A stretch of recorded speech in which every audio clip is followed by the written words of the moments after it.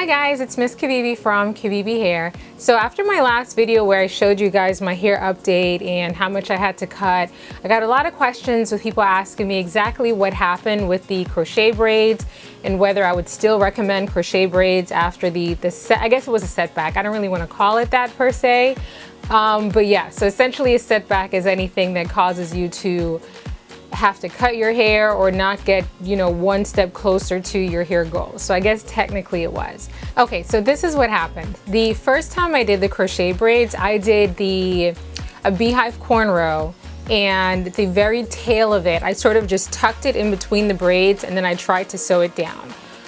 Somehow it became undone. And so with the end of the tail of the cornrow being undone, it just went for weeks with probably not being moisturized properly, just being like rubbed up against the crochet hair, which is synthetic, and so it's much more damaging. So it's kind of like leaving the hair out.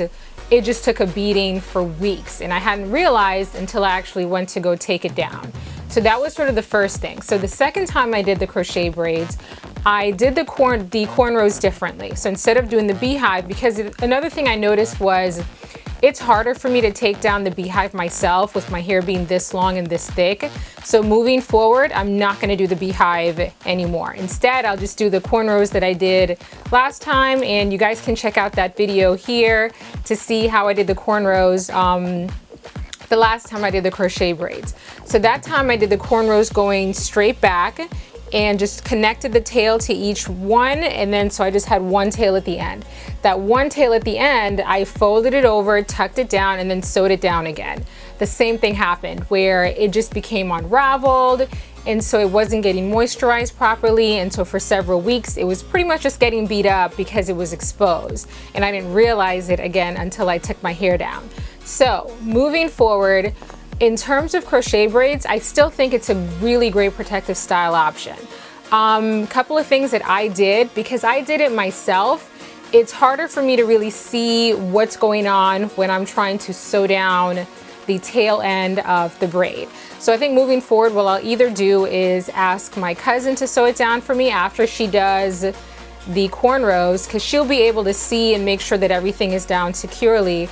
And another thing that I plan to do, and this will help with keeping the braid from unraveling, I'm gonna take the smallest bit of, the cankalon hair, like the hair that you use to do like individual box braids, and put that at the end just to keep it from being unraveled. So it's sort of like if I add, so let's say like the length of my hair stopped here, and if you guys can see that, if it stops like here, if I add some of the cankalon hair and bring it down to the tail end is here, then my hair will be protected all through here because it's going to stay in the braid. So even if the cankalon hair, the box braid hair, even the braid hair, even if that becomes unraveled, which it usually doesn't because it tends to be coarser, so it tends to stick together, then I won't have to worry about my hair becoming unraveled as well.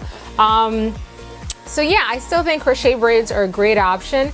I'm undecided about what my next protective style will be. I'm really having fun with my hair right now. Like I did a braid out last night, so that's the style I have today. It does look a little bit weighed down with all the moisturizer, so I'll probably end up not moisturizing today just to give my hair a chance to absorb everything, and then I'll go back to my normal schedule. So it's really, how often I moisturize really just depends on how my hair feels. So I moisturized last night.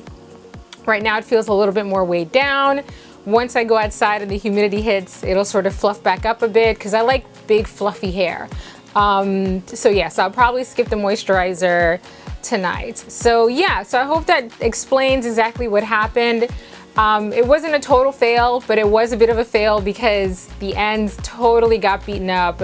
If I did not have that happen twice, because it was for several weeks that I did the crochet braids each time that I did it, then I would not have needed to cut that much. But you live and you learn, try new things, stuff happens.